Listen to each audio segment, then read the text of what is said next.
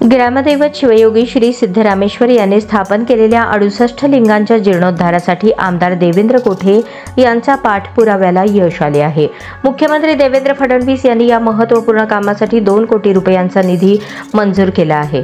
2024-25 मध्ये तब्बल 12 कोटींचा निधी दिल्यानंतर आता 2025-26च्या चालू बजेटमध्ये 14 कोटींचा निधी आमदार देवेंद्र कोठे यांना दिल्याने मुख्यमंत्री देवेंद्र फडणवीस यांची देवेंद्र कोठेंवर विशेष मर्जी असल्याचे व पालकमंत्री जयकुमार गोरे यांची भक्कम साथ असल्याचे दिसत आहे।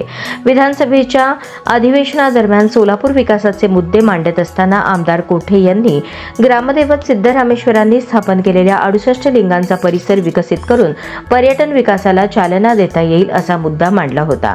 त्यानंतर मुख्यमंत्री देवेंद्र फडणवीस यांनी घेतलेल्या पश्चिम महाराष्ट्रातल्या आमदारांच्या बैठकीतही त्यांनी हा मुद्दा प्रभावीपणे मांडला। पालकमंत्री गोरे यांनी सुद्धा कोठेंच्या मुद्द्यावर सकारात्मक दाखवत निधीसाठी पाठपुरावा केला। 68 लिंगांचा परिसर विकसित करण्यासाठी 6 कोटी 80 लाख रुपयांच्या निधीची मागणी आमदार कोठे यांनी केली होती। त्यांच्या अथक प्रयत्नांना यश आले असून मुख्यमंत्री देवेंद्र फडणवीस यांनी पहिल्या टप्प्यात त्यांना 2 कोटींचा निधी देण्याचा अध्यादेश जारी केला आहे। याशिवाय शहर मध्य विधानसभा मतदारसंघातील विकास कामांसाठी 2025-26च्या अर्थसंकल्पातून विशेष निधी मंजूर झाला आहे। या आर्थिक वर्षात आमदार देवेंद्र कोठे यांना 14 कोटी रुपये निधी वितरणाचा महाराष्ट्र शासनाचा अध्यादेश निघाला असून 12 कोटींच्या या निधीतून मतदारसंघातील 45 प्रमुख रस्ते व अंतर्गत रस्त्यांची कामे प्रस्तावित आहेत। 68 लिंगांचा विकास करत 12व्या शतकातील योगी कुलचक्रवर्ती सिद्धरामेश्वर यांच्या कार्याला उजाळा देण्याचा प्रयत्न आमदार कोठे यांच्याकडून होत असल्याने शहर जिल्ह्यातील सिद्धरामेश्वर भक्तांकडून कौतुक होत आहे।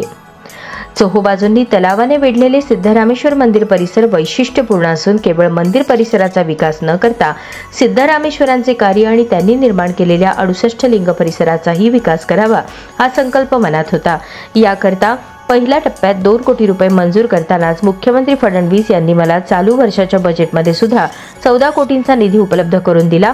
त्यांनी माझे पालकत्व स्वीकारल्यामुळे सिद्धरामेश्वरांच्या कृपेने शहर विकासाचे आणखी इतरही अनेक मुद्दे मार्गी लावू शकेन याची खात्री वाटते, असे देवेंद्र कोठे म्हणाले।